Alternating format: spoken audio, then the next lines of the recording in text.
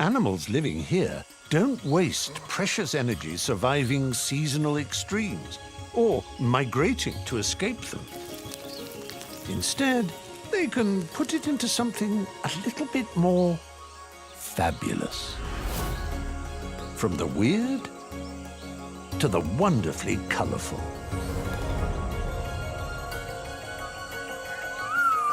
In the jungles of Papua New Guinea and northern Australia, there are a few who focus on more artistic pursuits.